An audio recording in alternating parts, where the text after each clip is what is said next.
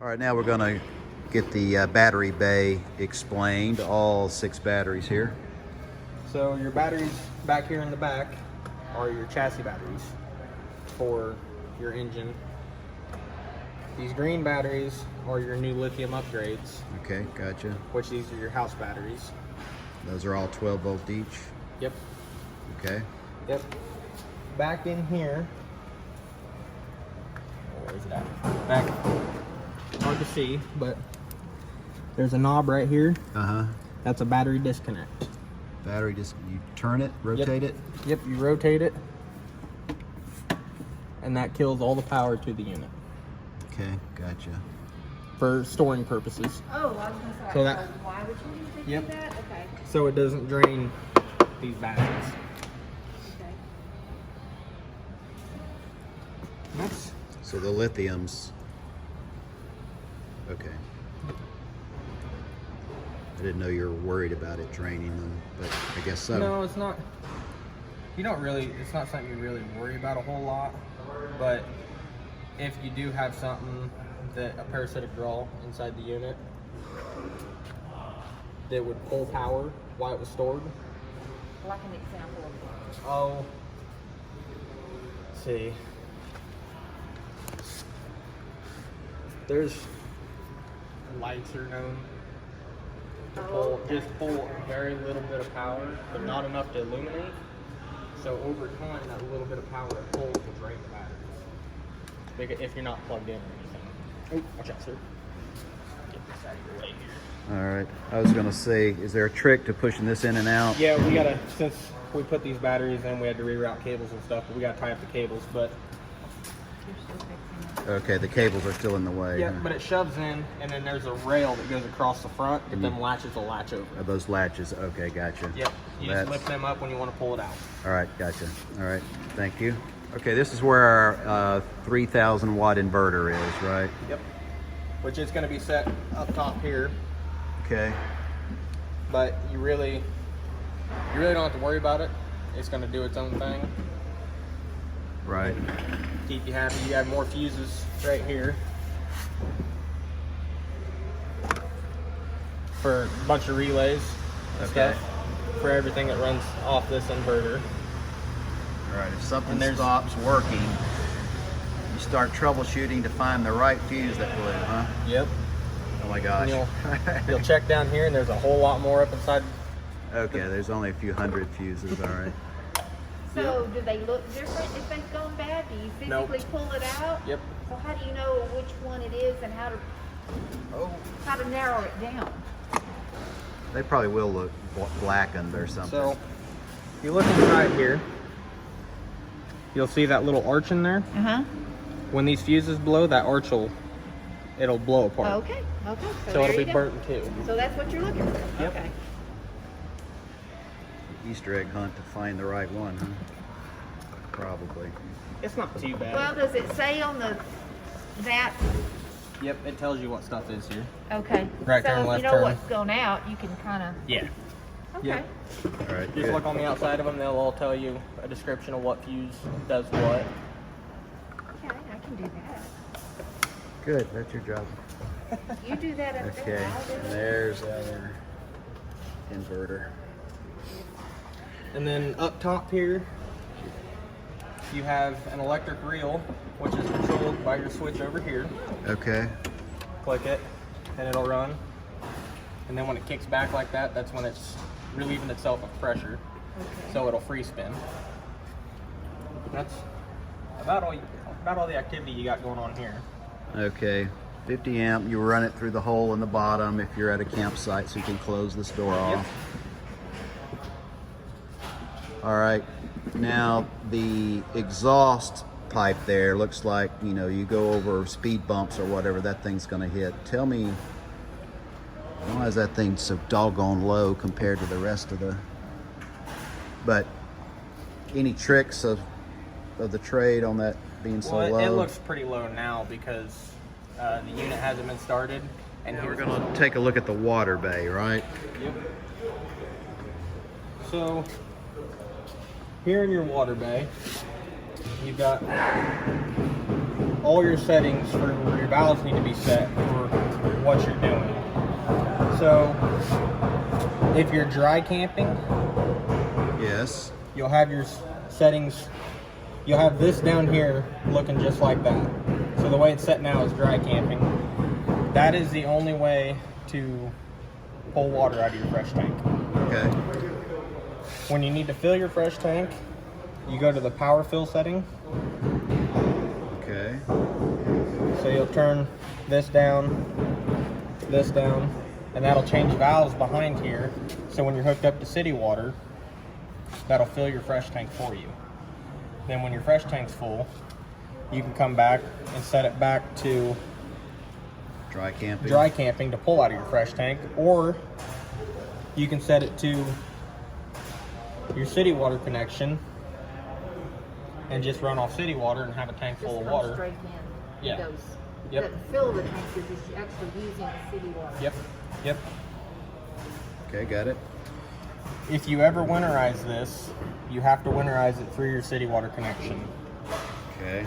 You have to pull this screen out and turn it around backwards and put it back in. There's a check valve inside there that only releases with anywhere from 50 to 60 psi water pressure. So turning this around with the way this is pointed will push in on that check valve when you screw a hose behind it. So it opens it up so you can turn your water pump on to pull water or pull antifreeze out of your jugs. Low likelihood we're going to be wondering, isn't it, in Alabama? Yeah. Yeah. Well, it does get to, sometimes as low as 15, 16, 17 degrees in short Right. periods of time. How, like just a couple hours, Maybe a couple days. couple days. Couple days is enough to freeze. Yeah, that's what I was thinking. So, I mean, if it's just like overnight and it picks back up above freezing the next morning, you're fine. Don't worry about it. well, this one is going to be parked under a roof but no walls. Okay, so like a pole barn. Yeah. Okay. The view, we had a spot that was inside Like a bay inside with a door. with a door, so it didn't get as cold in there, I don't think. Yeah. Yeah. It was. Okay, now we're going to talk about the black tank and the macerator and all that. Yep. So, this gate valve only controls outside of the macerator. That's it. You've got a dump valve up in here, right here. Okay, which is open now. It's closed. Oh, it's closed. Yep. That is closed at the moment. It's got an extension on it, so you don't have to reach all the way up in there. That, I believe, is your. Now, is that black water? Looks like gray water. Yeah, that looks like your gray water. Your black tank comes Yeah, from back outside there. here says gray. Gray Yeah. water holding tank. Yeah. This is your gray water holding tank. Right. And then if you ever do, when you do dump this, you guys do know to dump your black tank first and then use your gray water to flush it out. Correct. So- All of that, what was that? I was going to ask, do you have to use the macerator? No, you do not have to. If you, If you have full-size hoses, yep, I've heard some people say you either love them or you hate them. it's, There's yep. no in between. Nope, not Be- really. Because something could go wrong. And we know nothing about them, so. They're a grinder. You know, like a Right. disposer for your kitchen sink. Right. That's essentially what they are. To make everything smaller, help it So flow. what does people hate about them? Small hose takes a little longer to dump Okay. because there's a pump inside here Right. that actually pumps it from the tank Okay. and pushes it out that hose. So what do it's you put, where do you put the hose to actually dump? this hose. This hose, you'll just pull it out. But this is your gray, right? This is your It's ju- macerator. No, it's the hose. Yeah, That's our hose, That's like- one dump hose. For This the gray. No, black too. Both. It's both. Yeah. Just Okay. like our Okay, current okay, one. okay. Yep. We only have one hose. Yep. So this dump. one this is your macerator hose. So when you turn the grinder on, it'll push everything out this hose. If you don't want to use your grinder and you just want a gravity dump, you'll hook right up to here. Okay, that was that was my question. You would hook a different hose to that. Right. Yep. So there's two different ways to dump it. And that's our standard, our hose that we have for our unit will fit this, right? Yep. Yep, the only downfall of these is your coming in spot, if you're setting up for a while at a camp spot, is right there. So it makes it really easy if you have a 45, because the way this comes and then it has to go down, it kind of puts a 90 in your hose. Right. So it doesn't flow as well.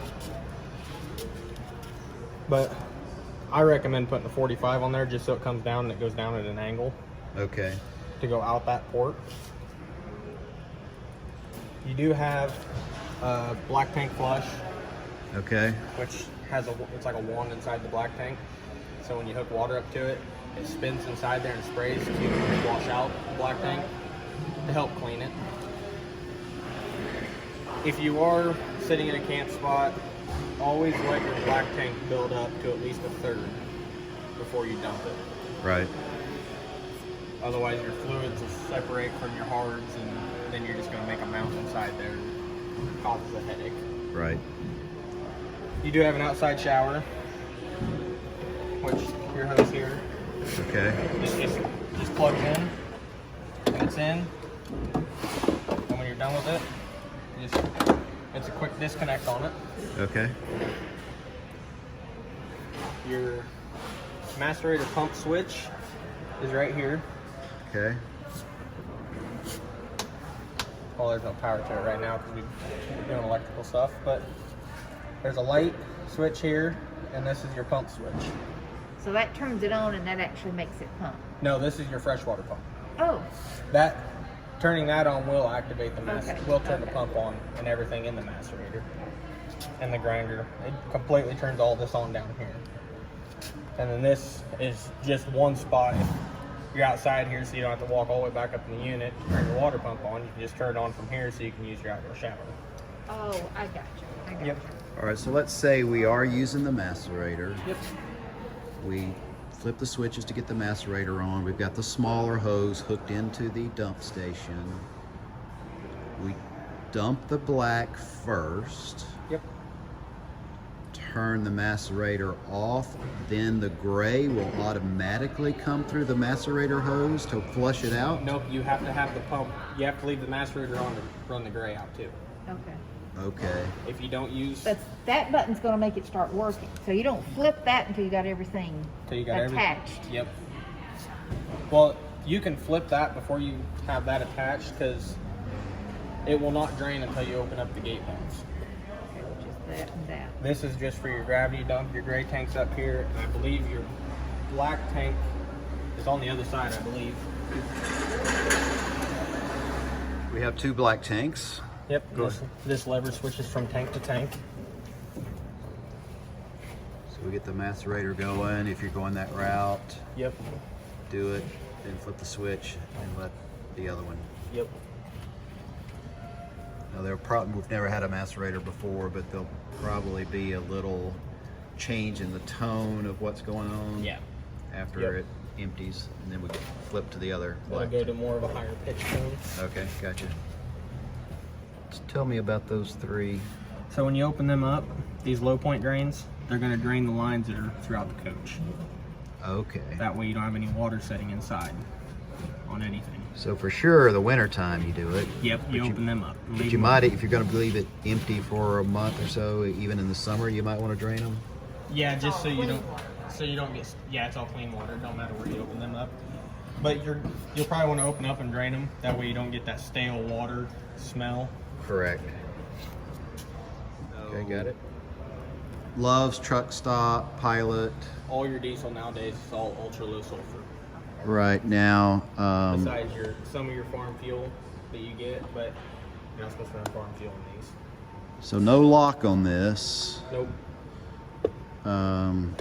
Okay. You may or may not be able to get a lock for that little tiny space. I don't know. We're going to talk about the Onan diesel generator. So this generator pulls from the same fuel tank that the engine pulls from. It's all tied together. Good.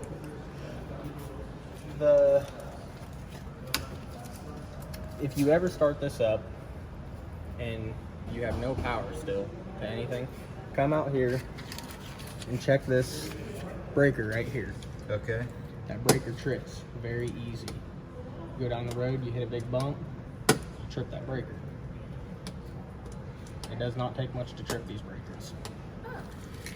So there's two different spots to start this. You start it from back here or up in the coach. Right. In order to start it, you'll hold down this button here and you'll hear it pump. And you just hold it until it starts, because it's got to go through a priming process and a preheat process, since it is a diesel. All right. At least that's the process back here. Yep. Sometimes it will smoke a little bit, just because it is diesel.